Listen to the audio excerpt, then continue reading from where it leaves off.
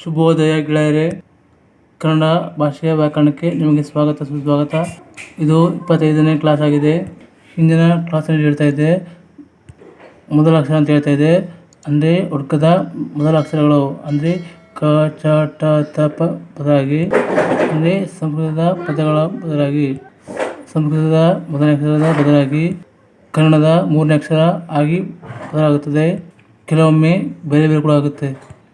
ಅಂದರೆ ಯಾವುದೇ ನಿರ್ದಿಷ್ಟ ಸ್ಥಾನ ಇರೋದಿಲ್ಲ. ಕೋಷ್ಟಕದಲ್ಲಿ ಹೇಳ್ತಾ ಇದ್ದೀನಿ ಸಂಸ್ಕೃತ ರೂಪ, ಕನ್ನಡದಲ್ಲಿ ಬದಲಾದ ರೂಪ. ಇಲ್ಲಿ ನೋಡ್ಕೊಳ್ಳಿ.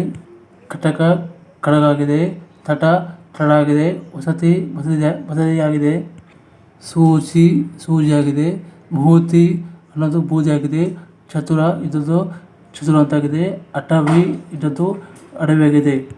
ಅಂದರೆ ಸಂಸ್ಕೃತದಲ್ಲಿ ಮೊದಲನೇ ಅಕ್ಷರ ಇದ್ದದ್ದು ಕನ್ನಡದಲ್ಲಿ ಬರುವಾಗ ಮೂರನೇ ಅಕ್ಷರ ಅದು ಬೇರೆ ಆಗುತ್ತೆ ಅಂತ ಹೇಳ್ತಾ ಇದ್ದೀನಿ. ಈ ಹೊತ್ತಿಗೆ ಇಷ್ಟು ಸಾಕು. ಮುಂದಿನ ಕ್ಲಾಸಲ್ಲಿ ಖ ಕಾರವುಳ್ಳ ಅಕ್ಷರಗಳು ಅಂದರೆ ಸಂಸ್ಕೃತದಲ್ಲಿ ಖ ಕಾರವುಳ್ಳ ಅಕ್ಷರಗಳು ಕನ್ನಡದಲ್ಲಿ ಬದಲಾಗ್ತವೆ. ಹೇಗೆ ಬದಲಾಗ್ತದೆ ನೋಡ್ತಾ ಇರೋರು ಮುಂದೆ ನೋಡೋಣ, ತಿಳ್ಕೊಳ್ಳೋಣ, ಬುದ್ಧಿವಂತರಾಗೋಣ. ನೋಡ್ತಾ ಇರೋ ಪೂರ್ತಿಯಾಗಿ ನೋಡಿ, ತಿಳ್ಕೊಳ್ಳಿ, ಬುದ್ಧಿವಂತರಾಗಿ. ಕೊನೆಗೆ ನಮ್ಮ ಚಾನಲ್ಗೆ ಸಬ್ಸ್ಕ್ರೈಬ್ ಮಾಡಿ, ಸಹಾಯ ಮಾಡಿ, ಲೈಕ್ ಮಾಡಿ, ಫ್ರೆಂಡ್ಸ್ಗೆ ಶೇರ್ ಮಾಡಿ, ಲಾಸ್ಟ್ ಮಾಡಿ. Thank you very much. ಅದೇ ಧನ್ಯವಾದಗಳು, ತುಂಬ ಧನ್ಯವಾದಗಳು.